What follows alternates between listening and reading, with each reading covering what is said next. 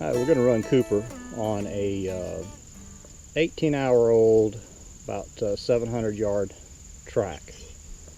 So here we go. Find it in here. Find it. Good boy.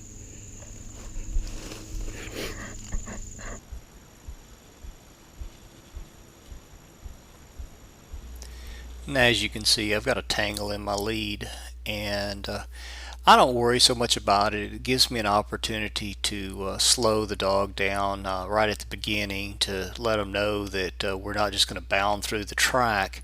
So I've used that as an opportunity again just to slow the dog down, to take the time to undo that and just slow our pace. For the sake of time, a large section of the video is going to be sped up at about 2.5 times just to get through this long track.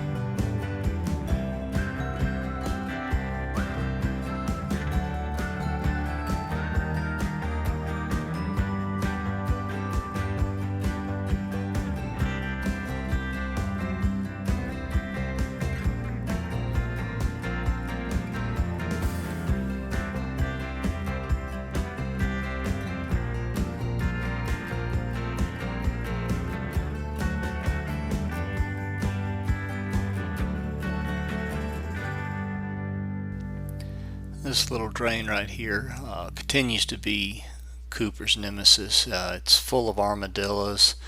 There's fresh scratchings in here, so I know they've been in there last night, but I know it's an issue, so I continue to lay tracks in here trying to work Cooper through that.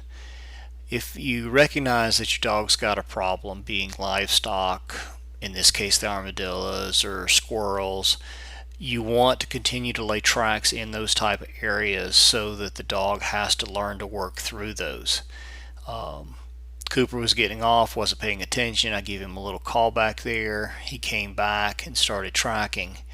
I said I put blood down, but I probably only put 5 or 6 spots of blood in the first couple of 100 yards. And between the, just getting started, not really locked in, all the armadillos, Cooper's really struggled through this first section of the track. It's taken us a lot longer than I thought it would. And even though we had a lot of training, and this is the last track before the real deal starts here soon, every time you track you learn something, and that's the thing, is go out there and do your practice tracks, and it may not be the perfect track, but hopefully each time you'll learn something when you go out with your dog.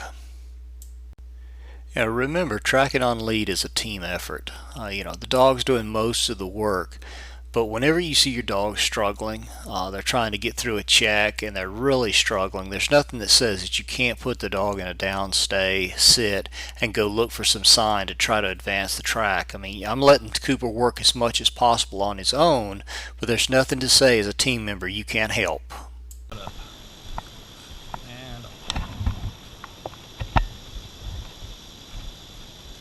Whoa, get back here!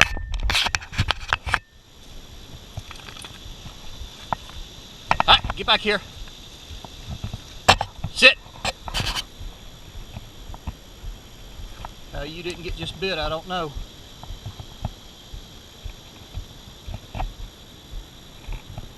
Now I know something's done got it last night. Nope. Ah!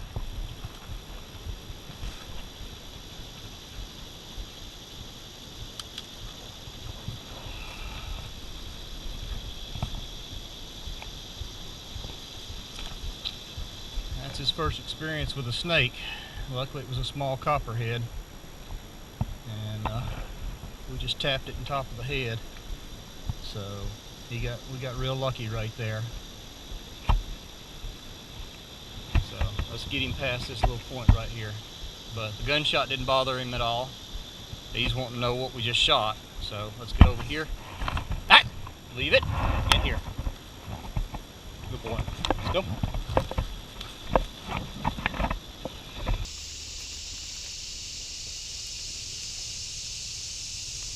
Good boy. He's back on. See our broken limb up there to indicate our track.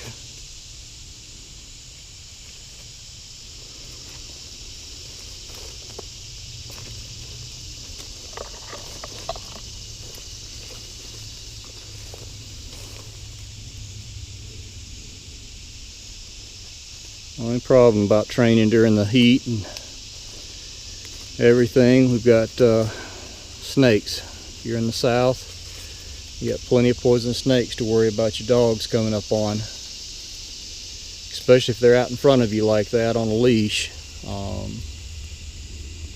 If they haven't been snake broke, they definitely will mess with them and could get bit.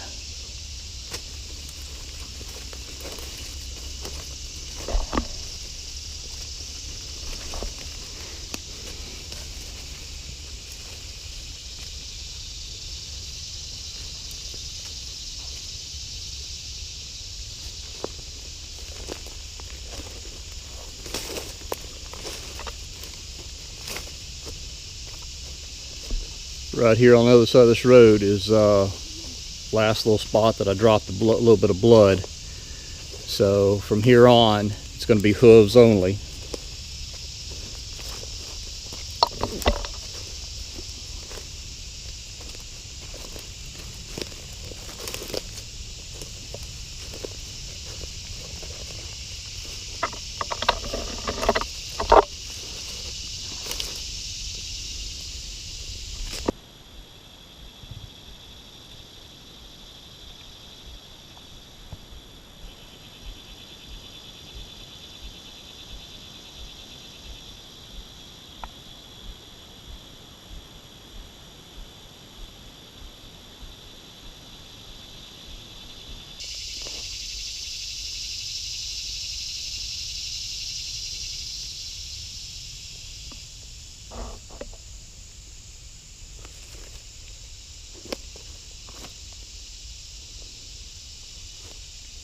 See if he works it out. He's should be straight through there. So let's see if he works his way back up to it and hits it.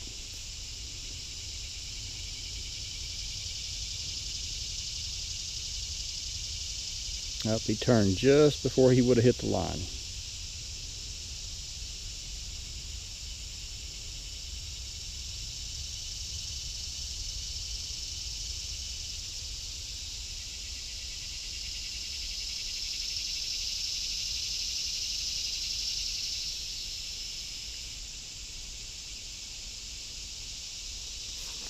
He's trying to work it out.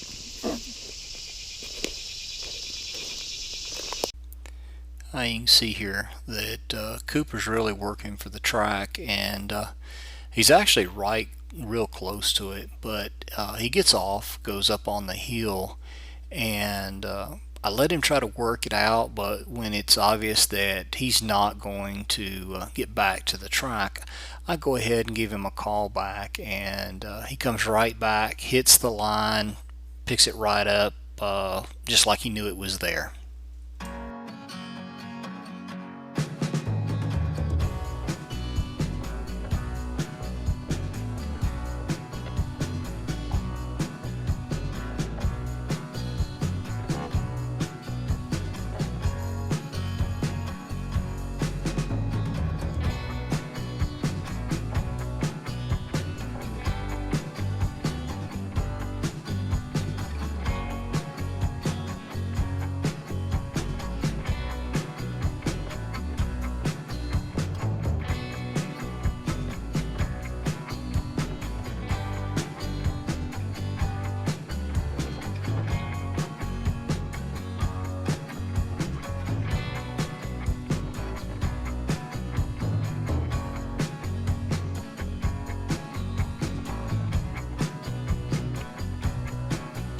We're working on our first turn right here, and you can see Cooper gets tied up, and as a handler my job is to make sure that lead stays untangled. As soon as I got it untangled, he picked the turn up and off he went.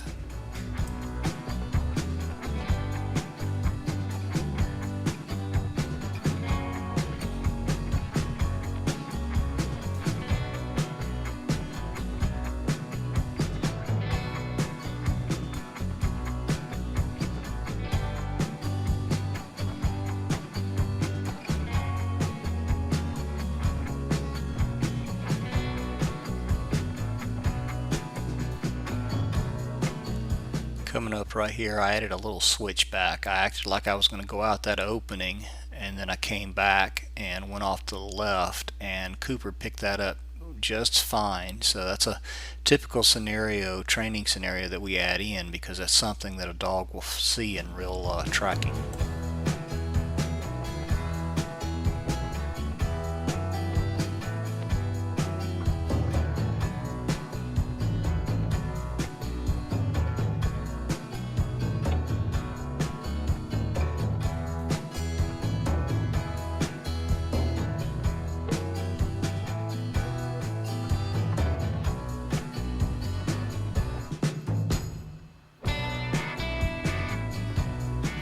You'll notice through here in this open food plot that Cooper's struggling.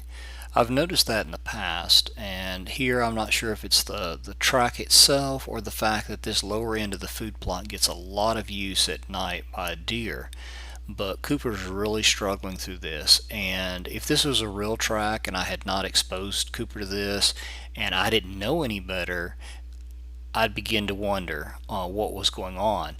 But because I've put Cooper in this situation, I know on a real track, if we get here, that this is somewhere he struggles, that I need to let him work it out, that maybe there's some things I can do, maybe take him around the edges of the food plot till he picks up the track. But now I've seen how he acts in the open on a practice track.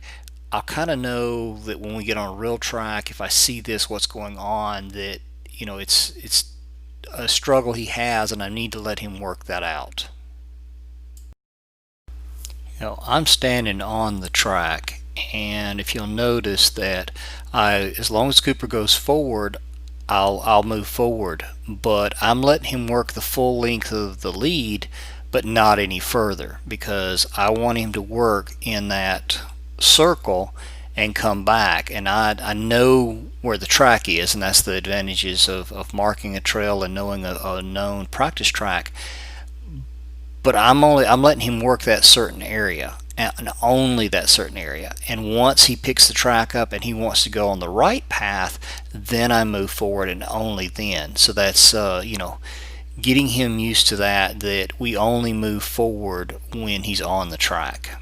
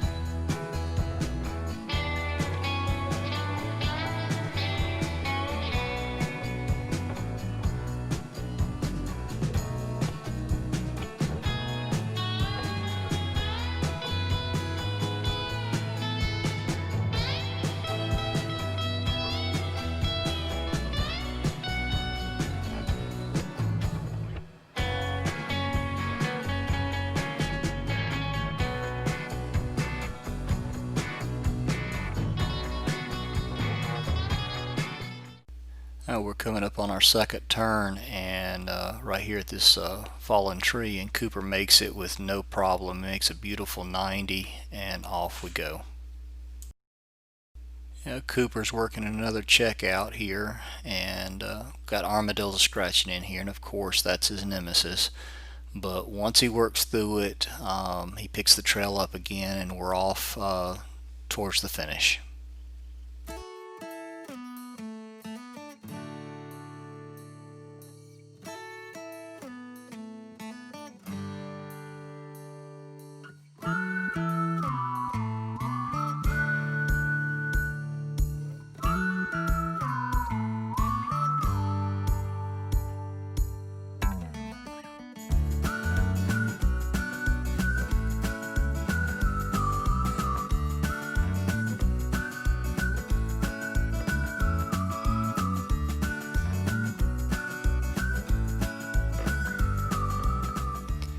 When laying tracks, I like to introduce new things that the dog's never seen before or experienced, and in the past we've always laid our tracks in open ground.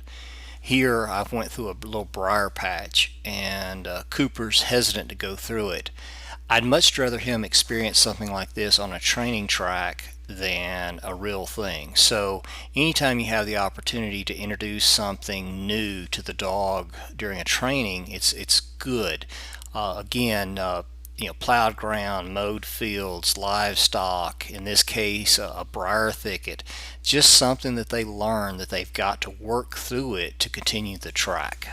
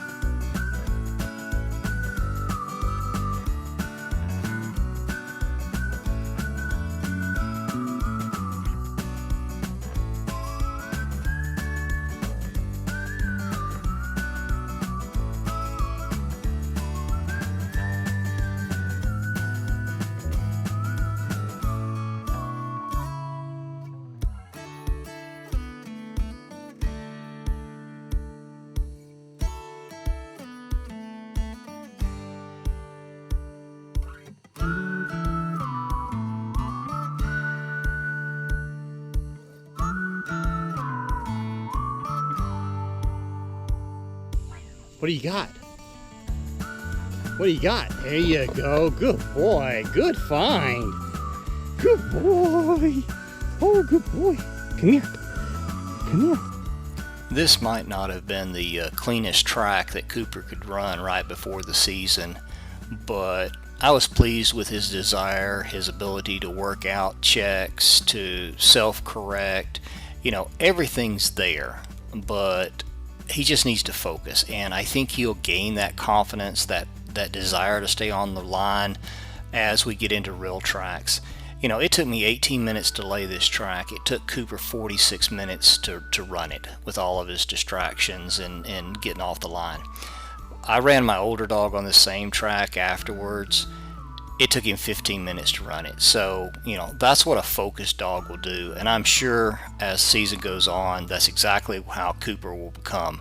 So stay tuned and let's see how this season turns out.